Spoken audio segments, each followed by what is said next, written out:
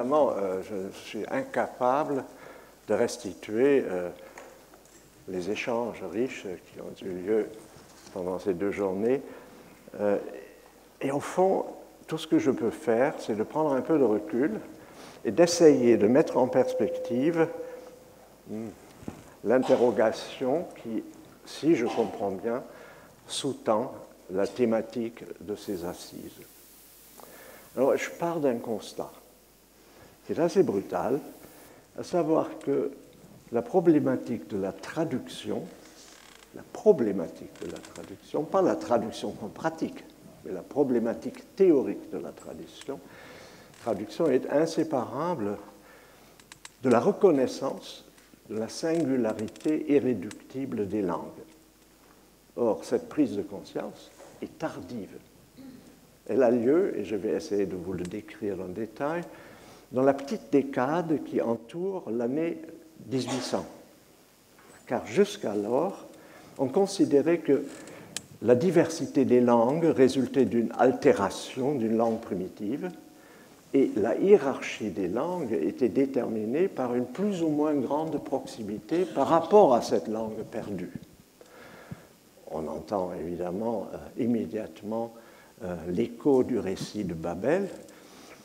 Un exemple, pour nous parfaitement parlant, quand la Septante, c'est-à-dire la traduction de l'Ancien Testament en grec, est entreprise, on charge 70 traducteurs de travailler dans un isolement parfait. Chacun trouve une traduction qui lui est propre, et on ne retient de ces tentatives isolées que les traductions qui correspondent à une unanimité, c'est-à-dire les 70 traductions devaient absolument être identiques pour être retenues dans la traduction de la Septante. À l'arrière-plan, il y a évidemment l'idée que cette unité retrouvée, restituée par la traduction, quelque chose qui correspondait à la langue parfaite des origines, la langue adamique, la langue du paradis. La traduction, dans cette perspective, est évidemment destinée à restituer l'univocité d'une langue parfaite. Pendant des siècles, on a continué à considérer que la valeur d'une traduction résidait dans la clarification du langage dans lequel a été écrit le texte que l'on traduit. Toujours cette idée d'une hiérarchie. On appelle ça des traductions relais, c'est-à-dire, dans l'histoire, parfois c'est le latin, parfois c'est l'espagnol. Au XVIIIe siècle, ça devient le français. C'est la langue dans laquelle les autres langues atteignent enfin cet état proche de la langue parfaite perdue, qui est la parfaite transparence. Eh bien, pourquoi cette pratique et cette conviction a été battue en brèche? Eh bien, c'est un moment très précis. C'est la découverte croisée des spécificités du français et de l'allemand. C'est ça que je vais vous raconter. En 1796, paraît la première traduction d'un texte philosophique allemand en français, en édition bilingue en plus. Chez Janssen et Perronneau, on a du mal à trouver un exemplaire, il est à Versailles. C'est le projet de paix perpétuelle de Kant.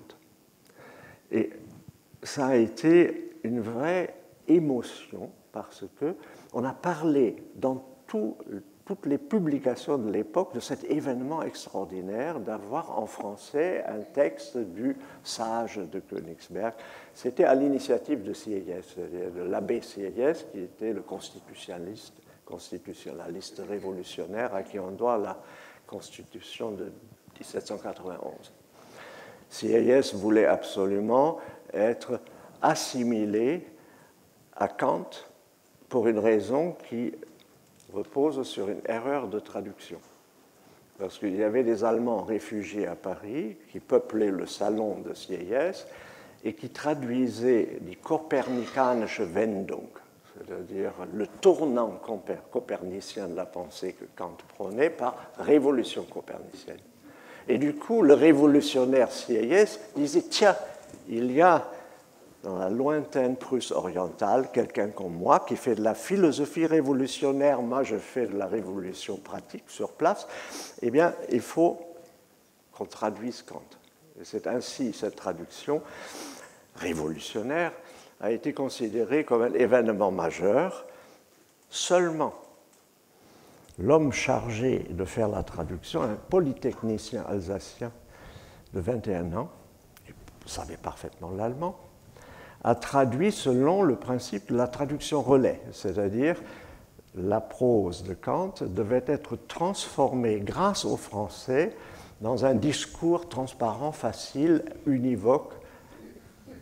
Et du coup, on lit dans les comptes rendus, et je cite le compte rendu du magazine encyclopédique de Roederer, la phrase suivante: « Nous savons gré à notre jeune savant d'avoir débarrassé la prose du sage de Königsberg de toute la veine scolastique qui l'encombre. » Le résultat est que le texte, dans sa traduction, paraît parfaitement limpide, mais uniquement dans une conversation de salon.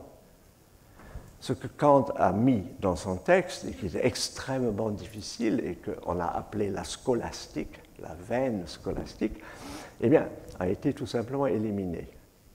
Et c'est là-dessus que se produit un événement, à mon avis, tout à fait décisif, à savoir en 1997, Humboldt, Wilhelm von Humboldt, qui est encore philosophe à l'époque, est à Paris. Il est invité au salon de Sieyès, et Sieyès lui demande de commenter la tradition française à l'intention des philosophes parisiens. Et Humboldt s'escrime pendant 7 heures pour rendre acceptable le texte de Kant en dénonçant les fautes de traduction. Après 7 heures, il jette l'éponge et il écrit à son ami Schiller: « C'est peine perdue, car le palais délicat des Parisiens, alors en allemand c'est Ekel Pariser, enfin le dégoût des Parisiens, les rend tout à fait incapables de goûter la prose de Kant. Il est donc vain de vouloir transposer en français la philosophie kantienne. Il faut d'ailleurs renoncer à faire de la philosophie, il faut d'abord s'occuper des langues. » Et il écrit à Schiller: « Et je vais commencer par le basque. » Pourquoi par le basque? Parce que c'était une sorte de pied de nez pour dire que le français est la langue des diplomates, la langue de la haute culture, eh bien, ne valait pas plus cher que le basque. Et donc, Humboldt devient le fondateur de la linguistique comparée, la linguistique historique comparée. Le reste de sa vie, il va le consacrer entièrement à l'analyse de la spécificité des langues. Et comme vous savez, l'œuvre inachevée qu'il a laissée à sa mort traite de dialecte indonésien, le Kavi. Et il a laissé un essai dont le titre indique exactement le projet qui est né de son échec chez Sieyès, à savoir de la différence, la Verschiedenheit, la diversité, la différence, de la structure des langues humaines et leur influence sur le développement intellectuel de l'humanité. Ça, c'est la nouveauté radicale. Maintenant, on a une thèse selon laquelle chaque langue possède une structure qui fait qu'elle est déterminante pour la manière dont on conçoit le réel. Et le développement intellectuel de l'humanité n'est maintenant plus du tout orienté vers la redécouverte d'une langue unique d'origine. Il s'agit maintenant de tenir compte de la diversité pour elle-même. C'est ça la grande révolution. Eh bien, en même temps, parce que c'est croisé, alors Humboldt il va à Paris, en même temps, Germaine de Staël, 1803, pour échapper à la vindicte de Napoléon, part en Allemagne. Elle va dîner chez les intellectuels allemands de l'époque, notamment chez Goethe, Et elle écrit, d'abord dans ses lettres, et ensuite elle a fait un petit ouvrage que je trouve admirable de l'Allemagne. Elle écrit que c'est étrange, chez les Allemands, la conversation est impossible. Parce que la conversation vit de la possibilité d'interrompre celui qui parle pour prolonger ce qu'il dit dans une communauté de paroles. Eh bien, les Allemands s'agacent quand on les interrompt et ils finissent leurs phrases obstinément. Et comme elle était intelligente, elle s'est dit, oui, ça doit être la structure de l'allemand qui fait que cette langue est un peu monologique et que quelqu'un qui a la parole ne va pas se laisser interrompre puisqu'il veut finir sa phrase. Et elle regarde de près, elle a dit, oui, c'est bizarre, parce qu'en allemand, on n'annonce pas au départ de quoi on parle. En allemand, ce dont on parle risque d'arriver tout à fait à la fin. Et donc, quelqu'un qui parle l'allemand ne peut pas supporter qu'on le contredise, par exemple, parce qu'il n'a pas dit ce qu'il s'apprêtait à dire. Il peut encore mettre la négation avant le verbe, et c'est imprévisible. Donc, pour être simple, la structure du français étant tasse à café, tasse à thé, donc c'est une tasse. On en parle d'abord, ensuite on précise. En allemand, c'est café, tasse, thé, tasse, et donc on donne d'abord la nuance qu'on veut apporter, ensuite on dit ce dont on parle. Et si vous étendez ça sur toute une période, toute une phrase avec subordonné, etc., eh bien, vous voyez le problème. Et Madame de Staël de dire, mais l'allemand impose à ceux qui parlent l'obligation de dire quelque chose. Car comment peut-on s'arroger le droit de réduire les autres au silence pendant qu'on finit une longue phrase si on n'a pas quelque chose à dire? Or, dit-elle, peu importe que l'allemand qui parle ait quelque chose à dire ou qu'il prétende seulement avoir quelque chose à dire, ça revient au même. Parce que c'est cela qui autorise l'utilisation du temps qu'on prend aux autres qui piaffent d'impatience parce qu'ils voudraient interrompre celui qui parle. Il dit, ben, dans la conversation, on a affaire à tout à fait autre chose. C'est le petit chapitre intitulé « De la conversation » de son essai de l'Allemagne, qui est un chef-d'œuvre selon moi. Elle dit, ben, la conversation n'a absolument pas pour finalité d'établir une quelconque vérité. Elle doit engendrer entre ceux qui y participent une sorte d'électricité, permettant à ceux qui sont sous tension de se décharger, et ceux qui ne le sont pas assez, de se recharger. Et le but est un bien-être commun. Une fois que vous avez ces deux perceptions, puisque désormais on a la perception du caractère, ce que j'appelle la singularité irréductible de l'autre langue. Une fois qu'on est devant cela, la question de la traduction se pose de façon tout à fait nouvelle, puisqu'il ne s'agit maintenant plus du tout de traduire pour parvenir à la parfaite transparence, qu'elle soit réelle ou fictive, ce n'est pas le problème. Désormais, il s'agit de rendre compte de la spécificité du mode de production de sens dans chaque langue. Non, la thèse de Humboldt est parfaitement claire. Humboldt soutient que chaque langue est d'une certaine manière une ouverture sur un autre pan de la réalité. Et si on traduit, on est condamné d'introduire ce qui provient d'une autre vision du monde dans la vision du monde que véhicule la langue cible. Et le résultat, c'est une transformation profonde de la langue vers laquelle on traduit. Cette transformation est un enrichissement, c'est un déplacement, c'est quelque chose de créatif ou de, comment dire, d'absolument inédit ou inouï.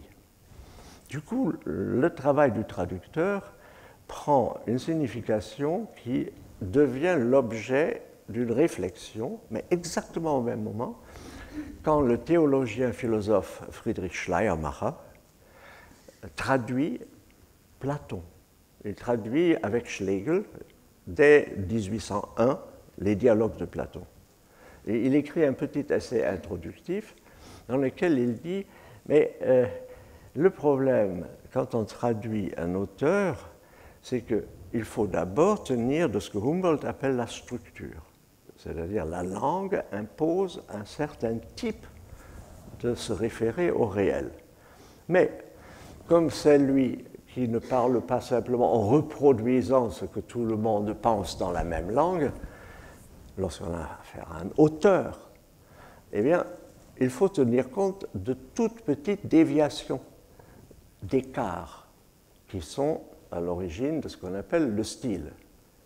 Et donc, le traducteur se trouve maintenant devant une difficulté supplémentaire. Il ne s'agit pas seulement de traduire l'autre langue avec sa spécificité structurelle, il faut encore trouver dans l'autre langue les petits écarts spécifiques qui font que celui qui utilise cette langue a un style. Alors Schleiermacher a de dire, il faut constamment avoir présente à l'esprit l'interprétation grammaticale. Or, l'interprétation grammaticale, ce n'est pas la grammaire au sens étroit du terme, c'est la grammaire qui constitue les manières de dire. C'est un concept élargi de grammaire, et toute langue a une certaine manière de dire. Comme tout à l'heure, quand j'ai évoqué la nécessité pour l'allemand de dire d'abord ce qu'il dit de ce qu'il va dire. Ça, c'est une structure. Et donc, aucun Allemand, les locuteurs de cette langue, sont obligés d'épouser cette structure. Mais une fois donnée cette structure, un auteur peut évidemment prendre des libertés, peut détourner la contrainte et engendrer quelque chose qui correspond à un sens qui se superpose au sens véhiculé par la structure de la langue. C'est ça que Schleiermacher appelle l'interprétation technique. Et donc, l'interprétation grammaticale est indispensable, puisque sinon on manque la spécificité d'une autre langue. Mais il faut en plus, lorsqu'on traduit des textes qui ne sont pas des textes d'affaires, mais des textes d'art, en allemand c'est geschäftsmäßiges Sprechen und kunstmäßiges Sprechen.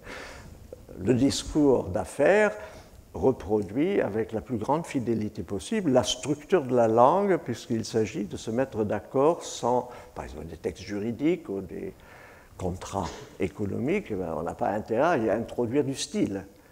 On reproduit tout simplement le mode de fonctionnement structurel de la langue. Tandis que quand on a affaire à un texte qui a un auteur, eh bien, il faut tenir compte. Il appelle ça l'interprétation technique ou parfois psychologique, mais technique c'est plus juste. Il faut tenir compte de ce qu'à l'intérieur d'une langue on peut produire comme déplacement. Or, ces déplacements à l'intérieur d'une langue produisent des langues dans la langue. Ça, c'est la grande découverte du début du XIXe siècle. Les langues ont une spécificité, elles sont absolument différentes, on ne peut pas les hiérarchiser par rapport à une langue originelle, mais cette diversité des langues se complique du fait que dans chaque langue, on peut encore produire des langues qui sont donc des styles à l'intérieur de la langue. Une fois arrivé à cette conclusion, la problématique de la traduction se pose telle que vous, si je comprends bien la thématique de vos assises, que vous l'avez posée, à savoir la voix de l'enfance, c'est une langue dans la langue. C'est une manière très particulière de faire usage d'une langue donnée. Simplement, chacune des langues dans lesquelles d'autres langues, notamment une langue enfantine, apparaissent, la langue enfantine peut être le fait d'un auteur adulte. On l'a suffisamment dit, je crois, dans une des tables rondes. Ça peut être contrefait, ça peut même être plus enfantin ou plus vrai encore si c'est un adulte qui fait ressurgir, Sylvie Germain l'a dit, qui fait ressurgir ce qu'il y a en lui comme souvenir de la langue qui était celle de l'enfant que l'auteur fut. Donc, il y a cette pluralité des langues dans la langue, et quand on traduit doublement. On traduit d'une part la structure humboldtienne de la langue dans sa cohérence, dans sa spécificité singulière, et deuxièmement, on traduit encore un effet de déplacement dans cette structure qu'il faut rendre dans la langue cible. Et ça se complique extraordinairement. Je vais vous donner un exemple de la fécondité de cette problématique. C'est quand Rilke, qu'on a cité, je crois aussi dès le début de nos assises, quand Rilke rédige ses élégies de Duino, au milieu, soudain, son inspiration tarit, il ne peut pas continuer. Et pendant 10 ans, il est incapable d'écrire le moindre poème. Il s'installe dans le Valais, dans un canton francophone, et il se met à traduire Valéry. Et de la main gauche, et de façon tout à fait discrète, il compose des poèmes en français. Ça ne lui pose aucun problème parce que ce n'est pas de la vraie poésie. C'est pour se refaire la main. Et dans les correspondances qu'il échange, notamment avec une dame, une baronne von Brandstetten, dans sa correspondance, il dit « Il ne faut pas croire, le français, je m'en sers comme d'un bouclier qui me permet de me distancier de l'allemand que je suis tenté d'utiliser. » Donc la langue étrangère dans ce cas, dans la mesure où elle ne se laisse pas rabattre sur la langue allemande, qu'il y a une espèce de tension, la langue étrangère lui permet de réaménager un espace qui va devenir l'espace de l'inspiration.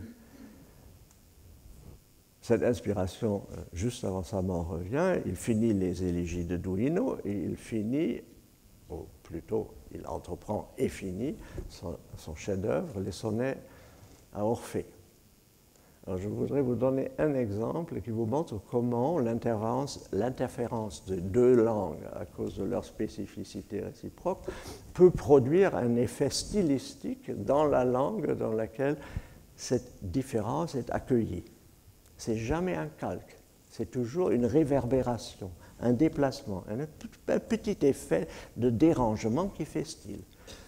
J'imagine que vous connaissez le poème des sonnets à Orphée qui commence, ça c'est le sonnet qui met en scène une jeune danseuse morte et qui danse sur le son de la harpe d'Orphée. Et alors, le premier vers, c'est « O komm und geh ». Alors, A vient et va. Pourquoi? Parce que le poète l'appelle, et ensuite, irrémédiablement, elle s'en va, puisqu'elle est morte. À l'arrière-plan, vous avez le va-et-vient français. Parce qu'on ne peut pas expliquer, parce que c'est une sorte de torsion. Le va-et-vient ne colle pas à la situation de la morte qui s'en va irrémédiablement. En français, quand on dit le va-et-vient, le vient est en second. Et donc, elle viendrait. Tandis que ce qu'il s'agit de produire, c'est l'effet inverse, à savoir le poème l'appelle et ensuite accepte qu'elle s'en aille. Et les poésies du dernier Rilke comportent des réverbérations du français, mais qui ne sont pas du tout empruntées au français, mais sont une sorte d'écho du français qu'il revendique comme allemand. Et produit un allemand qu'on n'a jamais entendu tel que lui l'écrit. D'où vient cet allemand? C'est pour ça que j'évoque cet exemple. Il vient de la reconnaissance d'une altérité radicale, qui est l'altérité du français, dont on se sert pour produire un effet dans sa propre langue que cette langue n'aurait pas d'elle-même rendu possible. À partir de là, s'engage une correspondance entre Rilke et la grande poétesse russe Zvetaïeva. C'est la correspondance qui dure jusqu'à la veille de la mort de Rilke. Elle porte sur une question. Qu'est-ce que c'est que la langue maternelle? Alors Rilke écrit à Zvetaïeva, éclaire-moi, c'est quoi une langue maternelle? Zvetaïeva répond en un premier temps, je ne crois pas à la langue maternelle. Alors, du coup, Rilke lui écrit quand même, la langue maternelle, ça existe. Elle lui écrit, mais la langue maternelle, ce n'est pas celle qu'on croit, c'est celle que le poète va créer dans sa propre langue. Et du coup, ce qu'il va créer dans sa propre langue, ça va être la présence d'autres langues. Et du coup, ce n'est pas une forteresse, la langue maternelle, ce n'est pas une chose qui ne changerait jamais. La langue maternelle est une création continue du poète à partir de ce qui n'est pas sa langue maternelle primitive, puisque c'est une langue maternelle seconde. Et là, Rilke lui écrit, c'est sa dernière lettre, « Écoute, cher ami, je voudrais pouvoir écrire, et là c'est intraduisible, auf dir. Je voudrais écrire, comment dire auf Deutsch? Je voudrais écrire en toi. Alors en, comment dire, en français ou en allemand. Elle devient pour lui l'équivalent de cette ouverture sur une possibilité de créer sa propre langue maternelle. Eh bien, la problématique de la traduction, une fois qu'on est donc sorti de la vision traditionnelle de l'altération d'une langue primitive ou originelle, une fois qu'on est entré dans l'univers tout à fait exigeant de la diversité radicale des langues, ce que Humboldt éprouve chez Sieyès, une fois qu'on a suivi Germaine de Staël dans son analyse de la difficulté de faire la même chose dans deux langues différentes, eh bien, on débouche avec Schleiermacher sur cette idée qu'il faut prendre dans les langues ce qu'elles imposent, c'est leur structure, et la licence qu'elles autorisent, qu'est le style. Et c'est de cela que se nourrit la possibilité de création d'un style dans une autre langue. Et c'est ce style dans l'autre langue que Tsvetaeva appelle la langue maternelle. En gros, c'est ça que je voulais vous dire, parce qu'il me semble que la question qu'on se pose depuis le début tourne autour de la possibilité d'accueillir dans une langue, de manière à ce que cette langue elle-même devienne une langue de création, ce qui a été créé dans une autre langue. Et ce qui a été créé dans une autre langue, selon Schleiermacher, c'est un style, c'est-à-dire c'est un jeu avec la structure contraignante de la langue. Du coup, on peut écrire en allemand un allemand qui est français sans être le calque du français. C'est comme un enfant que le français a fait à l'allemand. C'est une très étrange relation entre les langues et j'aimerais beaucoup avoir votre opinion à ce sujet. Vous qui êtes traducteur, ce que je ne suis pas. Donc je me suis dit, il vaut mieux que je vous lance cette question que de vous faire une sorte de dissertation savante, puisque ça n'a aucun sens, étant donné l'urgence dans laquelle vous travaillez. Est-ce que je peux me permettre de me décharger sur vous de ce que j'étais obligé de dire? Ensuite, je reprends très très volontiers, parce qu'il y a plein de choses à dire. Est-ce que quelqu'un voudrait...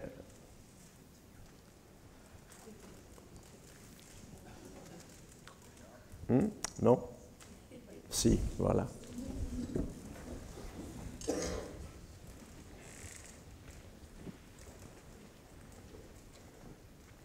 parlez de Rilke qui était bilingue. Oui. Rilke a eu le bonheur ou le malheur de connaître deux langues. Moi, je connais des écrivains qui refusent d'apprendre une langue étrangère, de peur d'altérer leur langue, entre guillemets, maternelle. Oui. Qu'est-ce que vous en pensez?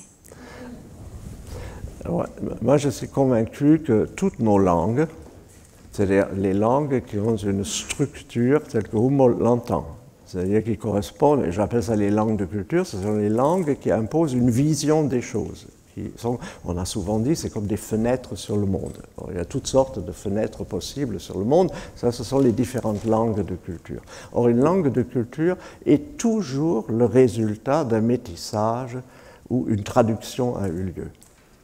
Sauf qu'on peut l'avoir oublié.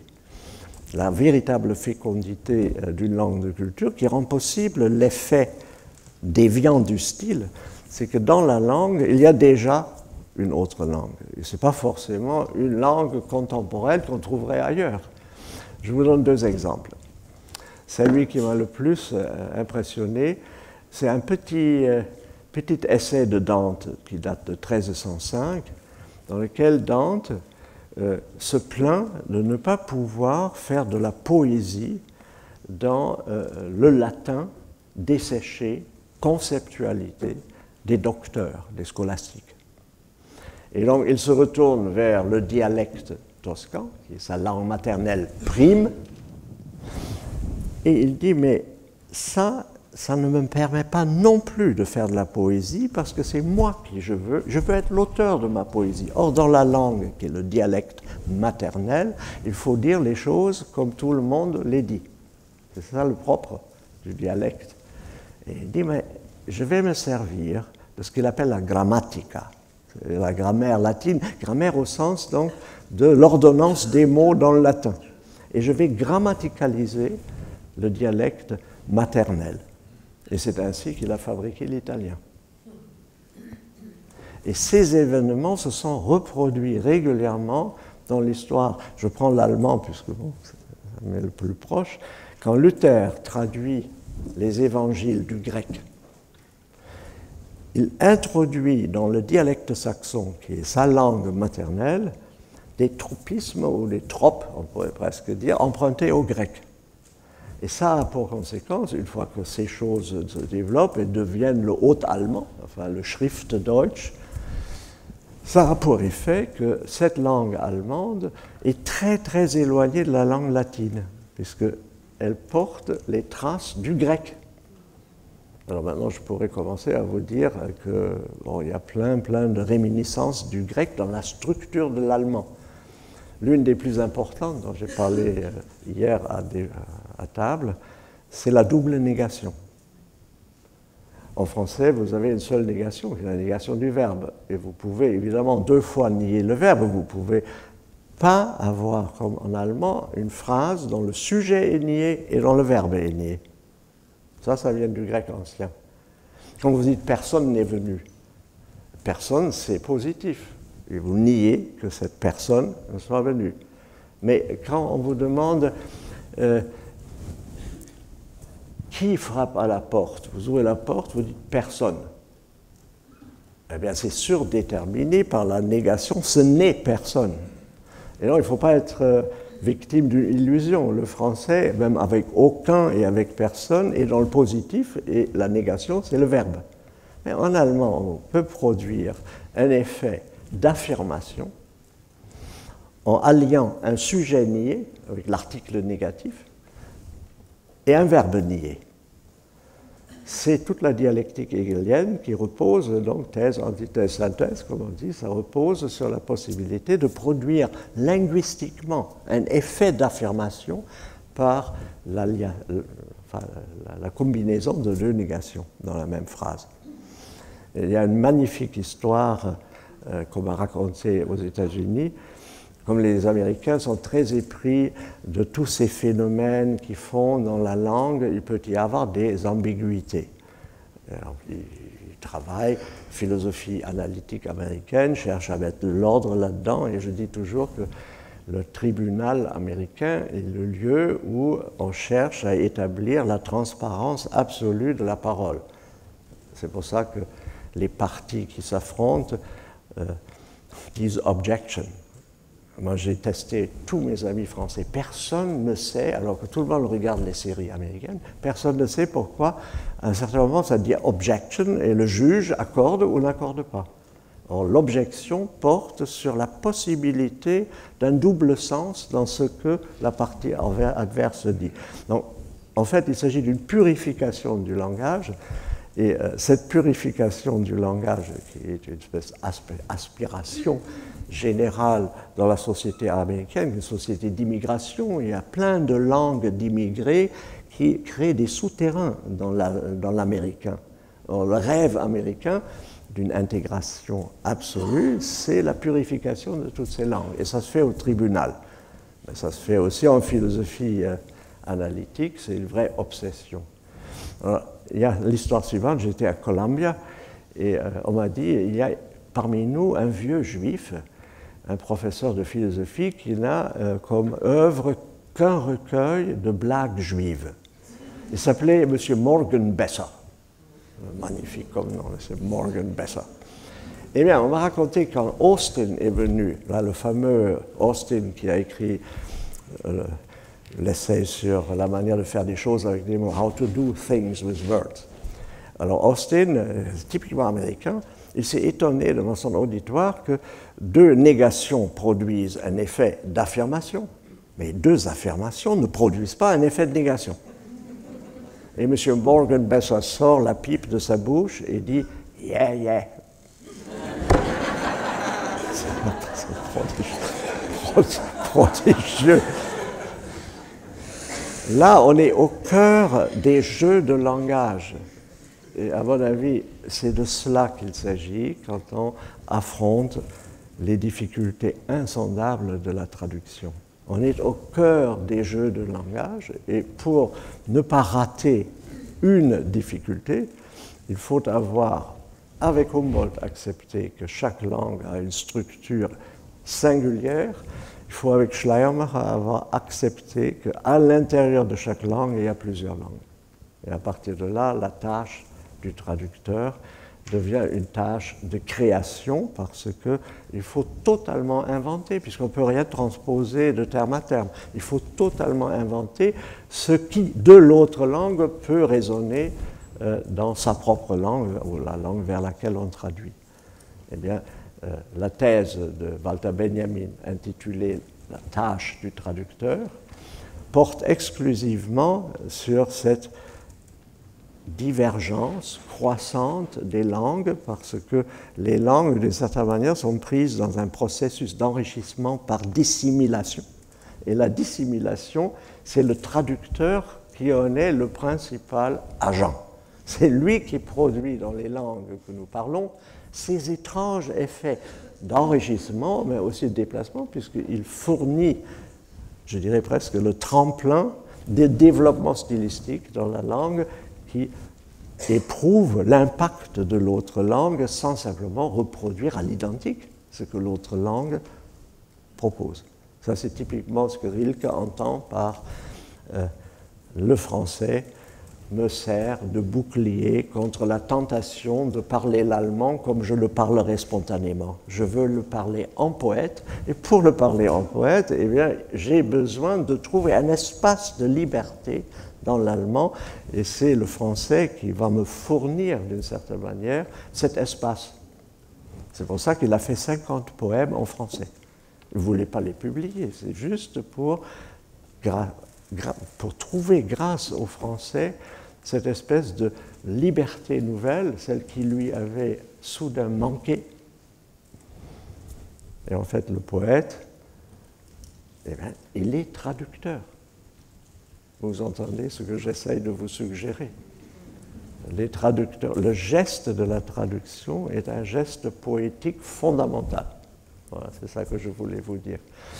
Et quand vous traduisez terme à terme, quand on fait une traduction savante, moi j'ai traduit du Kant ou des textes grecs anciens, avec un souci qui était absolument pas celui que vous avez. Moi je voulais être sûr que je rendais parfaitement, dans la transparence univoque, ce que l'auteur avait voulu dire.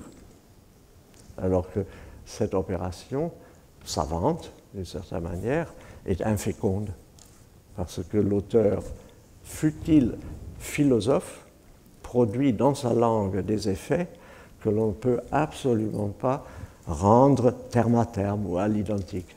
Il y a tout un travail de réaménagement à faire. Et quand j'ai traduit Kant pour la Pléiade, je me suis aperçu que pour rendre Kant intelligible en français, il faut faire un travail sur le français que le français autorise, dans la mesure où il peut être souterrainement travaillé par autre chose que ce que le français prétend être. Le français a une profondeur historique qui relève d'une sédimentation sémantique. Il suffit de faire appel à cette profondeur historique d'une langue pour pouvoir légitimement, dans le présent de la langue, produire quelque chose qui, en un sens, est incorrect, mais légitimé par ce qui a déjà existé dans la langue.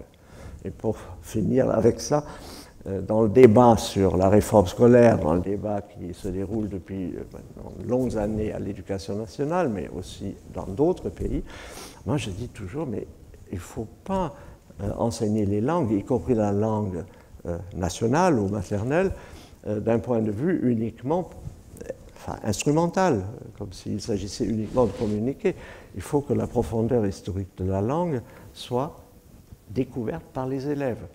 On ne peut pas s'accommoder du fait que la génération des collégiens d'aujourd'hui a du mal à lire du Balzac parce que c'est comme une langue étrangère. Alors là, il y a tout un travail à faire, d'éducation à faire, pour qu'on ne soit pas privé de cette possibilité de faire résonner dans une langue une autre langue qui est peut-être partie prenante de la langue même. Voilà. Autre question?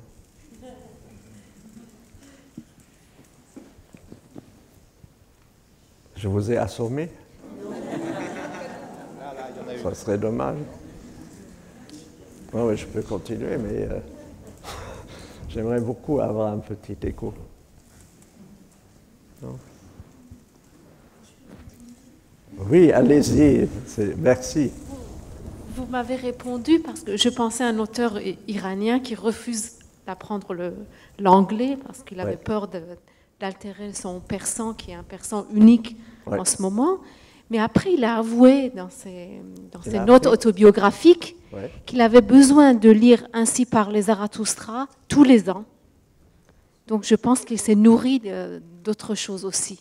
Oui, absolument, c'est inévitable, sinon on est absolument stérile. Oui. Voilà. J'ai un ami que vous connaissez sûrement, qui est un philosophe iranien qui s'appelle Darius Shayegan. Hein, vous connaissez? Voilà. Shayegan, je peux vous renvoyer un livre qu'on a oublié chez Albin Michel. Il y a des dizaines d'années, il a publié un volume extraordinaire intitulé Le regard mutilé. Hein, vous êtes d'accord? Et alors, de quoi parle-t-il? Il parle de sa jeunesse d'étudiant dans l'Iran du Shah, qui commence à s'ouvrir à l'Occident, etc. Et il est tiraillé entre la fidélité au farsi, dans lequel un certain nombre de réalités modernes ne peuvent pas être exprimées. Et il dit, comme nous, on était des étudiants plutôt presque révolutionnaires, on était pour la modernisation, on était obligés de discuter en anglais. Or, dit-il, la difficulté qu'on éprouvait, c'est que la vérité instinctive, immédiate, celle qui faisait notre rapport au monde, eh bien, c'était notre langue initiale.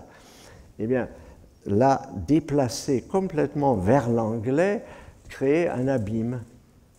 Alors que si cet anglais, représentant la modernité du discours sur le monde, avait pu être implanté dans l'iranien, eh bien, ça aurait été une création par traduction de possibilité de dire le monde. On a dit, mais nous, on était totalement démunis. Et moi, j'ai l'impression que la politique des mollahs est une politique de préservation de la langue pour éviter qu'elle s'ouvre sur l'altérité de la modernité. Et ça, Shayegan l'avait parfaitement décrit, non pas comme une sorte je dirais, de stratagème d'un pouvoir dictatorial, mais comme une difficulté qui était inhérente à la situation qui était la leur. Ils devaient soit parler farsi, soit parler anglais. Et dans les deux cas, ils ne parlaient pas de la même chose. Et donc, le travail de traduction aurait précisément consisté... Oui, voilà, Shayegan a fini par venir en France, comme ça je l'ai connu. Maintenant, il est retourné, il est à Téhéran, il va... C'est vrai? Enfin, je pourrais continuer parce que j'ai un autre ami qui s'appelle Komandelou, Farhad Komandelou, qui a écrit un roman que j'espère pouvoir faire paraître chez Albin Michel, mais peut-être chez Fayard, je ne sais pas. C'est un roman anthropologique sur Dracula. Alors, il prend le mythe de Dracula et il montre que Dracula, c'est une anthropologie croisée dans la mesure où la modernité rencontre son propre archaïsme dans la peur qu'engendre l'idée qu'il y a un vampire.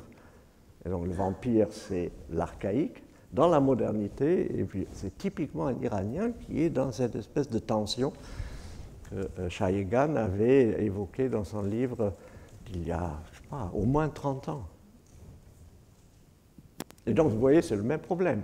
C'est la question de savoir si on laisse les langues, chacune à sa spécificité, ouvre une possibilité d'accès au monde, mais si on les garde séparées, eh bien, aucune évolution n'est possible.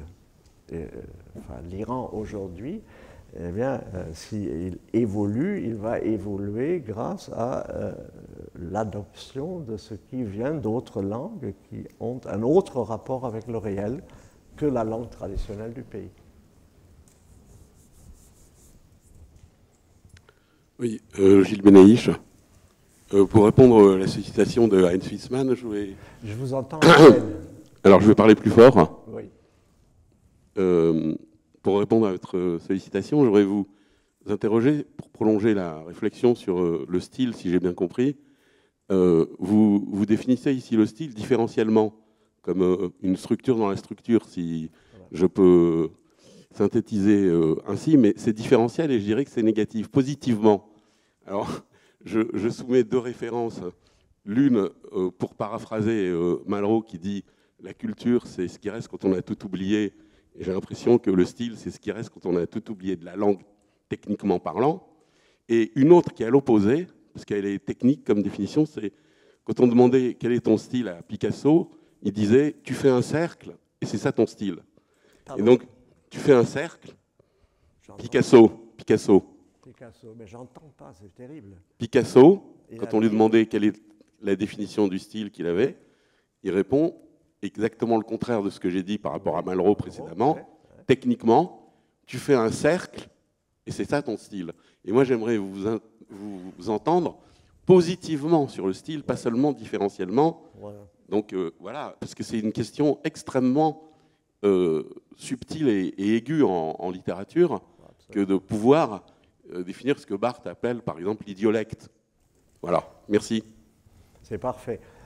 Par le style, alors je réponds avec Schleiermacher qui avait donc posé cette question de la déviation qui marque une rupture par rapport à la contrainte structurelle d'une langue. Et cette rupture, qui n'est pas gratuite, a pour finalité l'individuation de l'auteur. L'expression positive du style, c'est qu'il n'y a pas d'individu s'il n'y a pas du style. Sinon, on est dans un collectif. Et on peut être collectif de façon très, très subtile, très riche, quand on fonctionne dans une langue selon les contraintes structurelles de la langue. On parle comme tout le monde, et puis on est très à l'aise. Mais on n'est pas soi. Le soi naît, je dis, d'une dissonance, on pourrait le dire en termes musicaux, dont ensuite d'autres dissonances doivent rendre compte pour en faire une cohérence. Donc l'individuation est un processus dans lequel s'aménagent des aspérités inattendues, dont ce qu'en allemand, pour une sonate de Beethoven, on appelle la Durchführung, le développement, finit par rendre compte, et du coup surgit la figure de l'individu. C'est ça que Dante avait en vue lorsqu'il a dit que je ne peux pas faire de poésie dans la langue conceptualisée, qui est le latin de son époque, et il ne peut pas non plus faire de la poésie individuelle, c'est-à-dire la sienne, dans la langue qui est la langue maternelle prime, le toscan, le dialecte. Or, pourquoi ça surgit? Alors Dante est, je crois, le premier à poser la question sous cette forme. Pourquoi ça surgit à ce moment, au sortir du Moyen-Âge? C'est que s'ouvre soudain une question qui va ensuite déterminer tout le travail des humanistes, à savoir le mystère du goût, le gusto, ça vient de l'italien. Le goût fait ce que les êtres humains sont radicalement différents. De gustibus non est disputandum, ça c'est le Moyen-Âge. Alors on ne tient pas compte de la différence de goût. Mais à partir du moment où on décide de tenir compte de la différence de goût, c'est-à-dire les préférences individuelles, qu'est-ce qu'on en fait? Eh bien, il y a deux stratégies possibles. La première stratégie est la stratégie de dissimulation de la préférence individuelle qu'on peut appeler la bienséance. C'est faucheton. C'est-à-dire, je suis à table et puis, par politesse, je fais semblant d'aimer ce que la maîtresse de maison me propose. Enfin, au niveau le plus bas. Ensuite, il y a un débat sur des tableaux et bon, je m'aligne sur ce que d'autres disent parce que si je contredis, je déteste ce peintre, par exemple, et je crée une sorte de tension qui brise le confort collectif dans lequel j'évolue. Donc le goût peut être traité par la dissimulation. Alors il y a des gens qui prennent sur le plan théorique cet exemple de la dissimulation rhétorique. Alors, un des plus célèbres, en fin de course, c'est Balthazar Gracian, dans son essai sur l'acuité, de Agudeza, où il montre que si le prince veut gouverner, il doit être capable de percer à jour la dissimulation des courtisans. Mais c'est très très profond parce qu'il y a une thèse concernant la cohésion sociale qui consiste à dire qu'une société ne peut tenir ensemble que si les gens font semblant de ne pas préférer ce qu'ils préfèrent. Et ça, c'est les jésuites qui font de ça. C'est tous des jésuites. Balthazar Gracian, Emmanuel de Tesauro, par exemple, qui fait toute une rhétorique de la dissimulation en disant qu'une société ne peut tenir ensemble que si on triche avec les autres, mais triche par rapport au goût qui nous sépare d'eux. Eh bien, je raconte toujours à mes étudiants que le débat qu'il y a eu entre Benjamin Constant et Kant au sujet du droit de mentir, c'est le reflet de cette affaire. Le droit de mentir revendiqué par Benjamin Constant, ce n'est pas un droit, c'est un fait. Une société de fait ne peut pas tenir si les gens affichent ouvertement leurs préférences. Kant dit, mais ce n'est pas un droit. Parce qu'une société dans laquelle on accorde d'emblée le droit de mentir est une société dans laquelle on ne peut plus mentir, parce que tout le monde s'y attend. Donc, il ne faut pas dire que c'est un droit de mentir, c'est un fait. Le droit, c'est au contraire l'interdiction de mentir, car c'est une des conditions de possibilité du mensonge. Vous voyez comme c'est subtil. Or, du coup, vous avez, avec Benjamin Constant, vous avez l'héritier, alors qu'il est plutôt protestant, mais un drôle de protestant, mais l'héritier des stratégies de la contre-réforme portées par les jésuites, c'est-à-dire la société tient ensemble si on est poli, si on fait semblant d'aimer ce que les autres aiment, et, enfin, on ne heurte pas trop l'autre, on est civilisé. Et puis de l'autre côté, vous avez une tradition protestante au sens presque étymologique du terme, où on proteste de son identité qui doit maintenant violemment s'afficher, et donc on ne dissimule pas. Et du coup, on est un peu pénible aux autres. Moi, je dis toujours, les Allemands, comme ils sentent que ce qui leur est demandé traditionnellement dans leur culture, jusque dans leurs phrases, qui sont des phrases de monologue, c'est de s'opposer à tous les autres. Eh bien, comme ça ne fait pas société, ils se sont infligés la thérapie affreuse qu'est la discipline. La discipline n'est pas innée, l'Allemand n'est pas plus discipliné que n'importe qui. Il se sert de la discipline pour conjurer un danger d'explosion de la société. Donc tout ça vient de la problématique du goût. Or, la seule façon d'échapper à cette alternative, c'est-à-dire la dissimulation, disons, française, et puis la discipline allemande, est de mettre l'accent sur le droit des individus à produire un style qui leur est propre. Et ce style-là, c'est, je dirais, la légitimation de la différence, parce que le style peut être accepté par les autres, tandis que le goût peut être de nature à heurter les autres, parce que ce n'est pas au niveau du goût, c'est au niveau de la réalisation d'une différence dont on peut rendre raison. Bon, le style a cette particularité que c'est une espèce de production progressive d'une cohérence. Et cette cohérence, on peut parfaitement la reconnaître, même si elle est différente de la mienne. Donc il y a ces trois options possibles. Le goût dans sa violence initiale, la dissimulation comme moyen d'échapper aux conséquences néfastes de l'affichage du goût.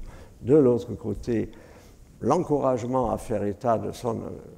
Enfin bon, je ne vais pas recommencer. Regardez le roman français et le roman allemand du XIXe siècle. Dans le roman français, depuis Julien, depuis Rouge et Noir, on doit apprendre les codes pour pouvoir s'en jouer, tous fauchetons, jusqu'à Proust. Et c'est assumé. C'est-à-dire l'ascension sociale, l'acceptation à laquelle on aspire, on l'obtient en assimilant les codes sociaux desquels on peut, à bon entendeur, se jouer. Et dans ce cas, on a de l'esprit. L'esprit étant le trait d'esprit, c'est-à-dire un jeu avec le code. Eh bien, prenez le roman allemand, c'est tous des depuis Wilhelm Meister, depuis le roman de Goethe jusqu'à Thomas Mann, jusqu'à La Montagne Magique, c'est tous des individus qui se débarrassent plus ou moins violemment de toutes les déterminations sociales, familiales, etc., qui pèsent sur eux. C'est une toute autre figure de l'individuation. Et à partir de là, on peut commencer à faire de la littérature comparée pour se demander comment, dans les différentes traditions littéraires, l'effet de style qu'est l'individuation porte. Je ne vais pas vous faire une leçon, mais ceux qui savent l'anglais devraient immédiatement voir les stratégies qu'un auteur qui écrit l'anglais met en œuvre pour son individuation, qui n'est pas du tout la même stratégie que la stratégie d'un auteur qui écrit français, seulement ces auteurs-là, à l'intérieur de leur propre langue, creusent quelque chose qui est une langue nouvelle dans la langue. C'est ça le style. Positivement défini, c'est un instrument d'individuation pour sortir de l'aporie du goût. J'espère que c'est compréhensible ce que je vous dis là. Autre chose. J'ai assisté à une conférence très très huppée, je ne dis pas qui c'était le conférencier, vous le connaissez. Il est arrivé sur l'estrade, il est monté sur une chaise et il a dit « Any questions ?» Je trouve que ça, c'est une sorte d'aboutissement stylistique de la conférence. C'est-à-dire, je vous laisse faire.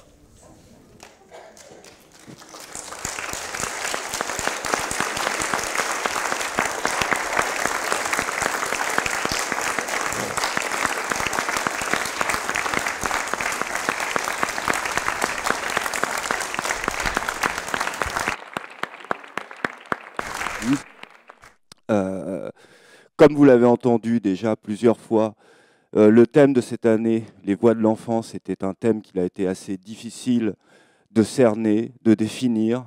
Au bout de ces 3 jours, je ne pense pas qu'on soit arrivé de manière très précise ou très explicite à dire exactement comment on écrit, comment on fabrique, comment on traduit ces voix de l'enfance. Je pense qu'en soi, ça, c'est déjà une information. C'est quelque chose qui est rétif un peu à une explication, à une définition. Je pense que c'est peut-être... Enfin, j'ai trouvé un écho, par exemple, dans ce que disait Heinz Wiesmann. Le fait que un style, un poète, il crée une langue à l'intérieur de la langue. Quand on parlait des voix de l'enfance, et quand les auteurs ou les traducteurs parlent des voix de l'enfance, c'est un peu à cette idée-là qu'ils répondent. Ils essaient de créer une langue particulière à l'intérieur de la langue. Vous remarquerez que je dis ça beaucoup moins brillamment que Heinz Wiesmann, mais j'essaie de récapituler. Quoi qu'il en soit, ces 32e assises sont maintenant terminées. Donc, je vous remercie tous d'y avoir participé, aussi bien les intervenants, l'équipe qui l'a préparé, les traducteurs et les non-traducteurs qui nous ont fait l'honneur et le plaisir d'y assister.